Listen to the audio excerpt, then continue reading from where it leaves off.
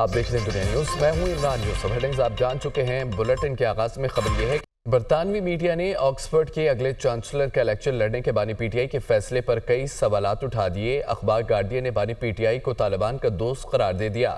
Daily Mail نے بھی بانی پی ٹی آئی کو ڈسگریس وزیر اعظم قرار دیا تھا۔ بانی پی ٹی آئی طالبان کا دوست، اسامہ بن لادن کو شہید کہا۔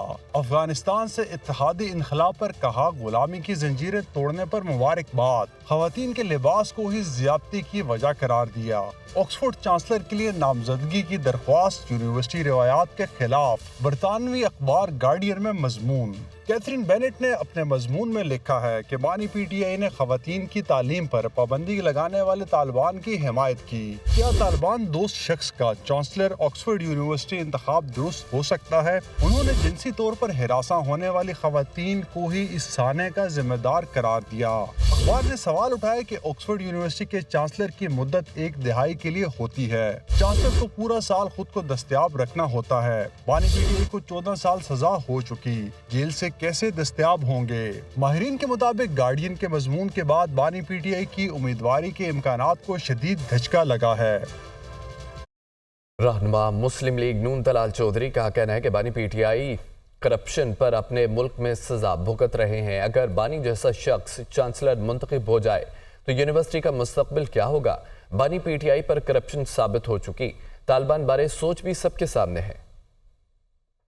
چانسلر کا امیدوار پہ موریلٹی پر سوال ہو اور اس کے مورل گراؤنڈ سے وہ سزا ہو چکا امریکی عدالت سے، اور اس کے بعد کرپشن چارجز پہ وہ دوسرے اپنے ملک میں سزا بھگت رہا ہو، طالبان کا وہ حامی ہو صرف سیاسی بنیادوں پر اپنی پارٹی کو سیاسی فائدے کے لیے، اور اس کے بعد خواتین کے بارے میں اس کی سوچ یہ ہو کہ ان کا ریپ جو ہے وہ ان کے لباس کی وجہ سے ہوتا ہے، اور اگر ایسا آدمی منتخب ہو جائے چانسلر اور وہ اپنی ساری مدت ہی اڈیالہ جیل میں کرپشن چارجز پر جیل کاٹتے ہوئے وہ مدت گزار دے، تو کیسے یونیورسٹی کا کیا مستقبل، یا وہ بچوں کے لیے کیسا رول ماڈل ہوگا؟ چیئرمین سینٹ یوسف رضا گیلانی نے کہا ہے کہ مذاکرات ہونا بہت اچھی بات ہے، سیاستدانوں کے آپس میں ڈائیلاگ ہونے چاہیے، قومی مفاد پر تحریک انصاف سمیت تمام جماعتیں بات چیت کریں۔ وزیر اعظم شہباز شریف کو سربراہی کرنی چاہیے، وہ اقدام اٹھائیں، وہ کوئی فیصلہ کریں گے تو ہم ان کے ساتھ ہیں۔ یہ ہے کہ اگر مذاکرات ہو رہے ہیں بہت اچھی بات ہے، مذاکرات ہونے چاہیے، پولیٹیشینز ہوتے ہیں ان کے ڈائیلاگ ہونے چاہیے، تمام پارٹیوں کو مذاکرات کرنے چاہیے باشمول تحریک انصاف۔ پرائم منسٹر ہیں ان کو لیڈ لینی چاہیے اور وہ انیشیٹو ہے۔ پیپلز پارٹی اگر کوئی پرائم منسٹر فیصلہ کرے گا تو پرائم منسٹر کی جب بات ہوگی اور نیشنل سیکیورٹی اور نیشنل ایشوز کے اوپر ہم ان کا ساتھ دیں۔ مولانا فضل الرحمان ایک زیرک پولیٹیشین ہے اور ان سے ہمارے پرانے وابستگی ہے، ان کے والد صاحب سے بھی اور ان سے بھی، کیونکہ ان کا تعلق ملتان سے رہا ہے اور ابھی بھی ہے، تو اس لیے ان سے ہمارے تعلقات بہت اچھے ہیں اور ہم چاہتے ہیں کہ ہم مل کر ملک و قوم کی خدمت کریں۔ محمود خان چکزئی سے ہمیشہ اچھے تعلقات رہے، ان سے ملاقاتیں ہوتی رہی ہیں اور ہوتی رہیں گی۔ مسلم لیگ نون نے ہمیشہ سے مذاکرات اور مفاہمت کی بات کی ہے۔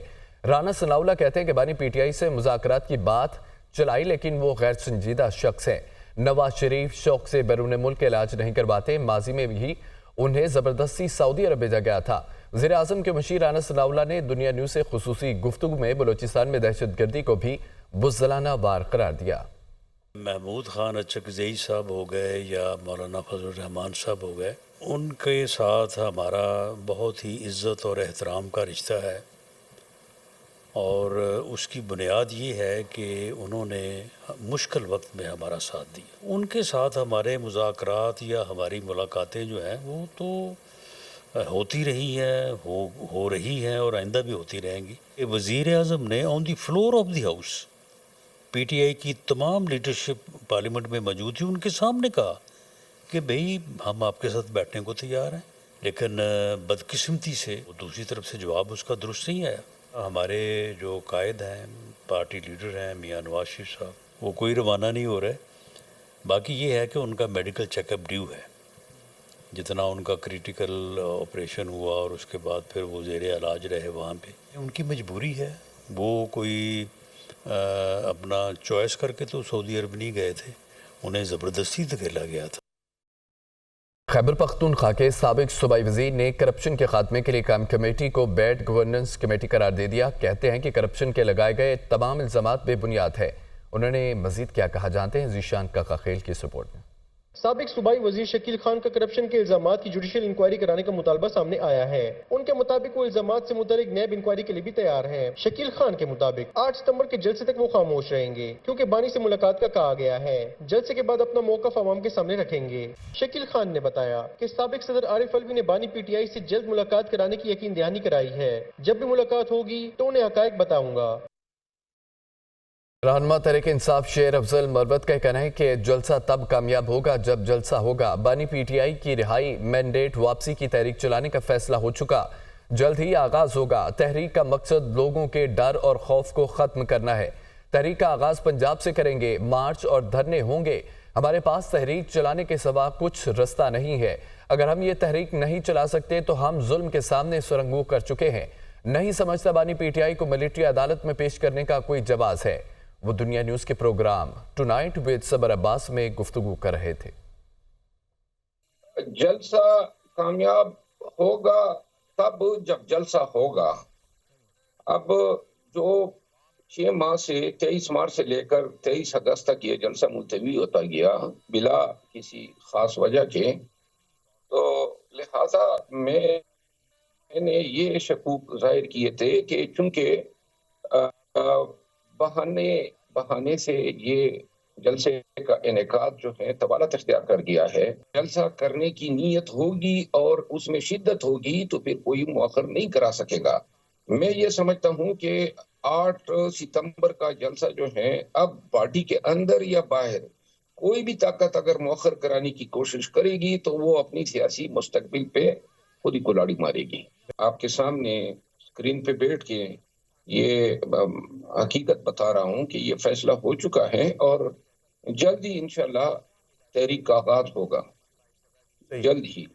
اور یہ کس طرح کی تحریک ہوگی؟ کوئی لانگ مارچ ہوگا، کوئی دھرنا ہوگا؟ یہ کس طرح کی آپ تحریک چلانے جا رہے ہیں، یا کوئی استعفے بھی اس پہ شامل ہے؟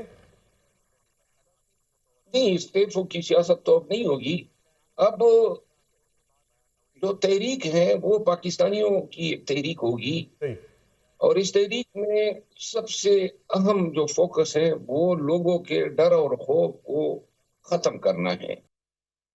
سعودی ولی عہد شہزادہ محمد بن سلمان کا ترک صدر طیب اردوان کو فون مسلم ممالک میں اتحاد اور تعاون پر بات چیت ہوئی ہے۔ فلسطین کی امداد کے لیے مسلم دنیا کے درمیان اتفاق رائے کی اہمیت پر زور دیا گیا۔ فلسطین کی خاطر عرب اور دیگر اسلامی ممالک کو متحد کرنا چاہتا ہوں، ولی عہد محمد بن سلمان۔ دونوں رہنماؤں کا فلسطین میں جاری ظلم و بربریت کے خلاف مزید تعاون کی ضرورت پر تبادلہ خیال کیا گیا۔